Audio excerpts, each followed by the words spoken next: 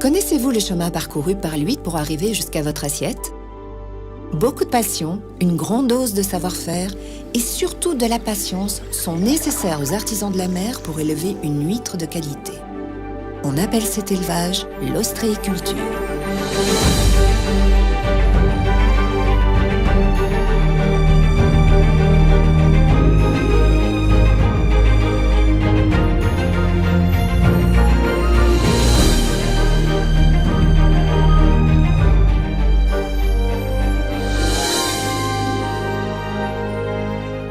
Il faut entre 3 et 4 ans de patience pour que l'huître atteigne sa taille adulte entre le moment où le producteur collecte les larves jusqu'à l'expédition vers le consommateur. Pour cela, la production passe par plusieurs étapes. Le captage, l'élevage, l'affinage, la finition et le conditionnement, puis l'expédition dans les différents points de vente pour arriver jusque dans vos assiettes. C'est au moment de l'été, quand la température de l'eau augmente, que s'effectue la ponte des gamètes mâles et femelles. Les larves sont ensuite captées grâce à des supports appelés collecteurs, installés sur les parcs par les ostréiculteurs. Ils se présentent sous plusieurs formes, par exemple tuiles chaulées, coupelles ou tubes. Il y a deux méthodes principales pour capter l'inaissain en Poitou-Charentes, c'est la coupelle, la cordée de coupelle, et le tube. Donc c'est des espèces d'assiettes en plastique qui vont permettre aux petites larves d'huîtres de venir se coller. Alors ici on en voit une qui date de l'année dernière. Au bout de 6-8 mois, ça fait cette taille-là. Sur le bassin d'Arcachon, on met la chaux vive dans des grands bacs avec de l'eau et du sable. Ça fait un mortier de chaux. À ce moment-là, on pose des collecteurs, en l'occurrence aujourd'hui c'est des tuiles, pour pouvoir capter les huîtres, elles vont venir se coller dessus et pousser dessus. Et après on va les ramener au port et les passer dans une machine qui s'appelle une détroqueuse, une machine avec des lames qui va faire sauter la couche de chaux et en même temps les huîtres qu'il y a dessus sans les tuer. Le mode de captage en Bretagne Sud pour les huîtres plates se fait sur des coupelles chaulées que l'on prépare à l'époque du mois de juin et que l'on immerge fin juin. Je dis cette méthode parce que tout simplement c'est plus facile pour la décoller. Comme l'huître plate, elle est plate, d'après son nom, eh bien il faut tout simplement qu'on puisse la détroquer, l'enlever de son support plus facilement. C'est de cette capacité à récolter les huîtres et ainsi maîtriser leur production qu'est née l'ostréiculture.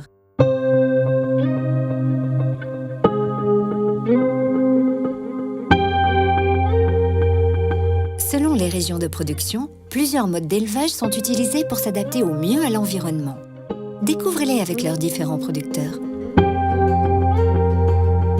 Bon, principalement, les ostréiculteurs de la baie de Morlaix font l'élevage sur table. L'ensemble des huîtres est élevé dans des poches à huîtres sur table, différents cycles de production jusqu'à la taille marchande. Donc les naissins arrivent en Normandie, à Saint-Valahougue, on les met dans des petites poches et on va suivre leur croissance. Croissance, culture qui va être en surélevé, c'est-à-dire sur des tables ou des lits où les poches sont posées dessus. Et en mer, on va travailler les huîtres, retourner les poches une à une, les secouer, détacher les huîtres qui se sont collées dans les mailles et les repositionner pour qu'elles continuent leur croissance.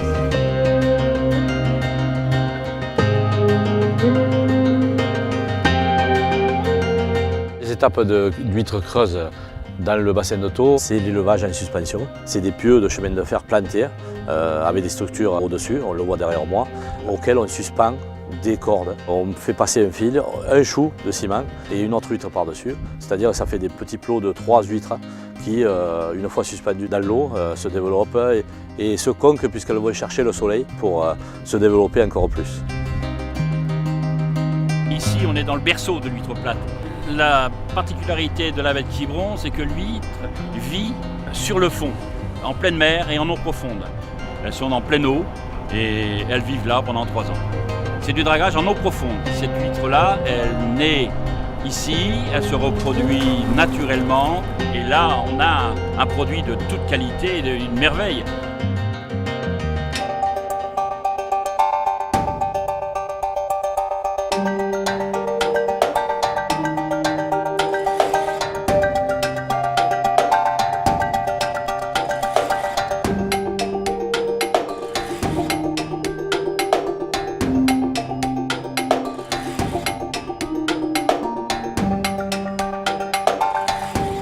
Certaines huîtres adultes sont placées dans des bassins d'affinage, appelés clairs, dans des eaux moins salées et plus riches en plancton. La Charente-Maritime est le seul département français où sont concentrées la majeure partie des clairs. Les clairs, c'est des bassins creusés sur d'anciens marais salants et qui sont dévolus à l'affinage des huîtres. Lors de cette étape, les huîtres obtiennent une saveur unique et parfois une couleur verte bien particulière grâce à la présence d'une algue appelée navicule bleu. L'affinage apporte et enlève en même temps. Il va enlever certains goûts trop prononcés de sel ou d'iode. Il va lisser un petit peu, il va donner un peu plus de rondeur au produit. Et cette navicule bleue colore la chair des branchies de l'huître et garantit au consommateur que l'huître a été bien affinée. Le délai est très court entre la sortie de l'eau et la mise en bourriche. Les huîtres sont d'abord entreposées dans des bassins d'eau de mer filtrés. Nous sommes ici devant un bassin de finition. L'eau de mer va décanter 24 heures, voire plus, et ensuite est injectée dans ces bassins en béton. À partir de là, les huîtres que l'on va mettre dedans vont filtrer cette eau pour être purifiées de tout organisme et aussi de toutes les petites impuretés qu'elles ont pu accumuler. L'huître est un animal vivant et qui doit le rester jusqu'à sa consommation. Elle est donc encore plus surveillée que tous les autres produits alimentaires. Il faut savoir que l'ostréiculture française, dans sa globalité, a à cœur d'avoir un produit de très bonne qualité sanitaire et hygiène. Chaque établissement ostréicole est visité plusieurs fois par an par les services vétérinaires.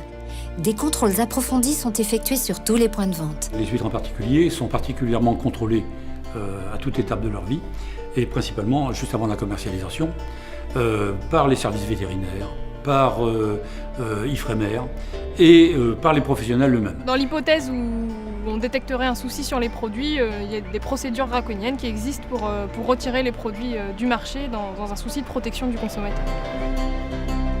Elles sont ensuite lavées, triées, calibrées, puis rangées à plat dans les bourriches sur lesquelles sont collées les étiquettes sanitaires. Et tout cela en moins de 48 heures. Avant toute commercialisation, les huîtres passent automatiquement par des centres d'expédition agréés. Les circuits et les délais de distribution sont très courts. Les huîtres sont le plus souvent vendues directement du producteur au consommateur ou expédiées en direct auprès des poissonneries, des restaurants ou des grandes surfaces. De par son caractère et ses innombrables qualités, l'huître ne laisse personne indifférent. Les grands amateurs la dégustent sans modération.